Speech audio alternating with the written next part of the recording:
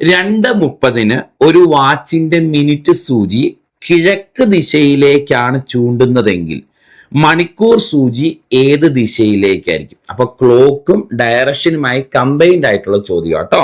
2:30 ഒരു വാച്ചിന്റെ മിനിറ്റ് സൂചി കിഴക്ക് ദിശയിലേക്കാണ് ചൂണ്ടുന്നതെങ്കിൽ മണിക്കൂർ സൂചി ഏത് ദിശയിലേക്കായിരിക്കും ചൂണ്ടുന്നത്?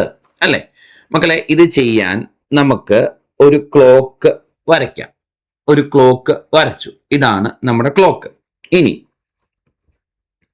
ഈ ക്ലോക്കിനെ കുറച്ചുകൂടെ നമുക്ക് അങ്ങ് മാറ്റി വെക്കാം.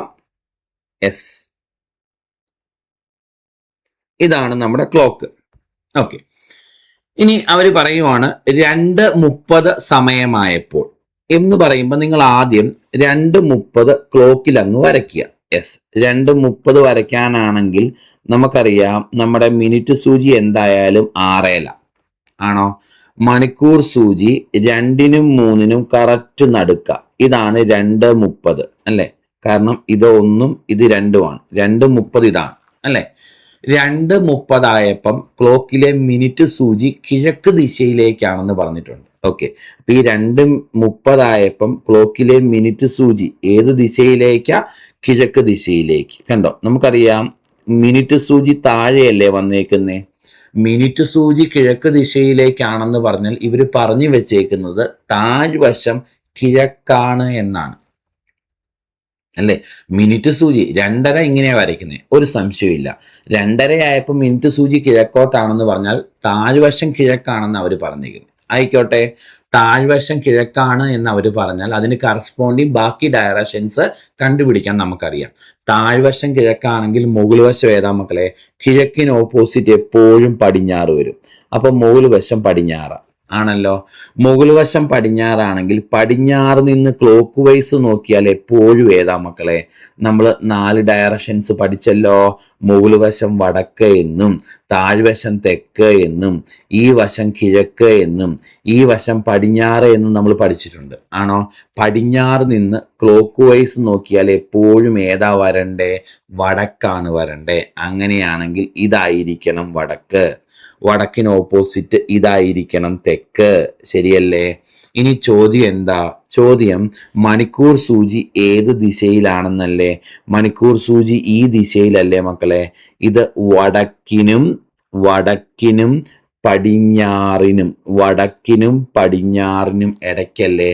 അപ്പം മണിക്കൂർ സൂചി ഏത് ദിശയിലാണ് എന്ന് ചോദിച്ചാൽ ആൻസർ വടക്ക് പടിഞ്ഞാറ് എന്നല്ലേ കിട്ടുന്നത്. അപ്പൊ ഈ ചോദ്യത്തിന്റെ ആൻസർ നമുക്ക് വരുന്നത് വടക്ക് പടിഞ്ഞാറ് എന്നതാണ്. അപ്പൊ ഈ രണ്ടാമത്തെ ടൈപ്പ് ചോദ്യത്തിന്റെ പ്രത്യേകത എന്താണെന്ന് ഞാൻ പറഞ്ഞേ, ക്ലോക്കും ഡയറക്ഷനുമായി ബന്ധപ്പെട്ട കണക്കുകളാണ്.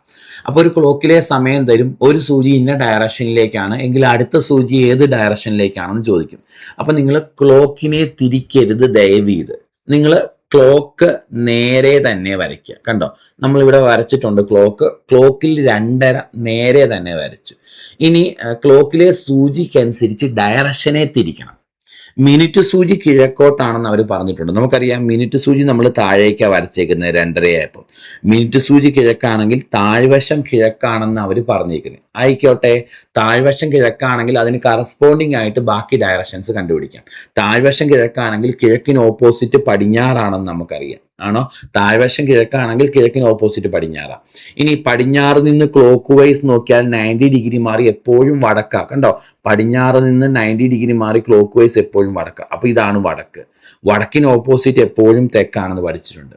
ഇനി ചോദ്യം മണിക്കൂർ സൂചി ഏത് ദിശയിലാണെന്ന. മണിക്കൂർ സൂചി ദേ ഈ ദിശയിലാണ്. ഈ ദിശ വടക്കിനും പടിഞ്ഞാറിനും ഇടയ്ക്ക. അപ്പൊ ആൻസർ വടക്ക് പടിഞ്ഞാറ് ദിശയിലാണ് മണിക്കൂർ സൂചി. അതായത് മിനിറ്റ് സൂചി കിഴക്കോട്ടാണെങ്കിൽ മണിക്കൂർ സൂചി 2:30 ആകുമ്പം വടക്ക് പടിഞ്ഞാറ് ദിശയിലായിരിക്കും എന്ന് മനസ്സിലാക്കാം. ഈ മോഡല് അടുത്തൊരു ചോദ്യം ചെയ്യാം. നോക്ക്, ഒരു ടൈം പീസിൽ 6 PM ആയപ്പം മണിക്കൂർ സൂചി വടക്ക് വരത്തക്ക വിധം താഴെ വെച്ചു. അപ്പൊ 6 മണി ആയപ്പം മണിക്കൂർ സൂചി വടക്കോട്ട് വരത്തക്ക വിധം താഴെ വെച്ചു. എങ്കിൽ 8:45 8:45 അല്ലെ, 6 മണിയായപ്പോൾ മണിക്കൂർ സൂചി വടക്കോട്ട് വരത്തക്ക വിധത്തിൽ വെച്ചു എങ്കിൽ 8:45 മിനിറ്റ് സൂചി ഏത് ദിശയിൽ ആയിരിക്കും എന്നതാണ് നമ്മുടെ ചോദ്യം. ഓക്കെ, അപ്പൊ 6 മണിയായപ്പോൾ മണിക്കൂർ സൂചി വടക്കോട്ട് വരത്തക്ക വിധത്തിൽ വെച്ചു എന്നല്ലേ പറഞ്ഞേക്കുന്നേ മക്കളെ. ഇതാണ് നമ്മുടെ ക്ലോക്ക്. ഞാൻ ആദ്യം ഈ ക്ലോക്കിൽ ഒരു 6 മണി വരയ്ക്കാം. ക്ലോക്കിൽ ഞാനൊരു 6 മണി വരച്ചു. ഓക്കെ, ഇതാണ് നമ്മുടെ 6 മണി അല്ലേ. 6 മണി ഇതാണ്. 6 മണിയായപ്പോൾ മണിക്കൂർ സൂചി വടക്കോട്ട് വരത്തക്ക വിധത്തിൽ വെച്ചു എന്ന് പറഞ്ഞാൽ നമുക്കറിയാം മണിക്കൂർ സൂചി താഴേക്കല്ലേ, താഴ്വശം വടക്കാകത്തക്ക വിധത്തിൽ വെച്ചു ആണോ. അപ്പം ഇവർ പറഞ്ഞതനുസരിച്ച് മണിക്കൂർ സൂചി വടക്കോട്ടാണെന്ന് പറഞ്ഞാൽ താഴ്വശം വടക്കാണെന്ന് അർത്ഥം. ഇതിന് കറസ്പോണ്ടിങ് ബാക്കി കണ്ടുപിടിക്കാം. താഴ്വശം വടക്കാണെങ്കിൽ മുകൾ വശം തെക്കാണ്, വടക്കും തെക്കും കിട്ടി ആണോ. ഇനി എനിക്കറിയാം തെക്ക് നിന്ന് ക്ലോക്ക് വൈസ് നോക്കിയാൽ 90 ഡിഗ്രി മാറി എപ്പോഴും ഏതാണ്, തെക്ക് നിന്ന് ക്ലോക്ക് വൈസ് നോക്കിയാൽ 90 ഡിഗ്രി മാറി എപ്പോഴും ഏതാണ്, ഇത് വടക്ക്, ഇത് തെക്ക്, ഇത് പടിഞ്ഞാറ്, ഇത് കിഴക്ക് അല്ലെ. തെക്ക് നിന്ന് ക്ലോക്ക് വൈസ് നോക്കിയാൽ 90 ഡിഗ്രി മാറി എപ്പോഴും പടിഞ്ഞാറ്. അപ്പൊ ഇത് പടിഞ്ഞാറായിരിക്കണം, പടിഞ്ഞാറിന് ഓപ്പോസിറ്റ് ഇത് കിഴക്കായിരിക്കണം, ശരിയല്ലേ. പടിഞ്ഞാറിന് ഓപ്പോസിറ്റ് ഇത് കിഴക്കായിരിക്കണം. 4 ഡയറക്ഷൻസും കിട്ടി. ഇനി ചോദ്യം 8:45 മിനിറ്റ് സൂചി ഏത് ദിശയിലായിരിക്കും എന്നാ മക്കളെ. 8:45 മണിക്കൂർ സൂചി എങ്ങോട്ടേലും പോട്ടെ, നമ്മുടെ മിനിറ്റ് സൂചി ഇങ്ങനെ വരികയല്ലേ. 8:45 മണിക്കൂർ സൂചി എങ്ങോട്ടേലും പോട്ടെ, മിനിറ്റ് സൂചി എന്തായാലും ഇവിടെ ആയിരിക്കും അല്ലേ. ആണ്. അപ്പം 8:45 മിനിറ്റ് സൂചി ഏത് ദിശയിലായിരിക്കും എന്ന് ചോദിച്ചാൽ ആൻസർ 8:45 മിനിറ്റ് സൂചി കിഴക്ക് ദിശയിലായിരിക്കും എന്ന് മനസ്സിലാക്കാം. അപ്പൊ 8:45 മിനിറ്റ് സൂചി ഏത് ദിശയിലാണ്, കിഴക്ക് ദിശയിൽ. സോ ആൻസർ കിഴക്ക് എന്നാ വരുന്നത്. ക്ലിയർ ആണോ? യെസ്. അപ്പം ഇത്തരം ചോദ്യങ്ങൾ ക്ലോക്കും ഡയറക്ഷനുമായി ബന്ധപ്പെടുത്തി നമുക്ക് ചോദിക്കാറുണ്ട്.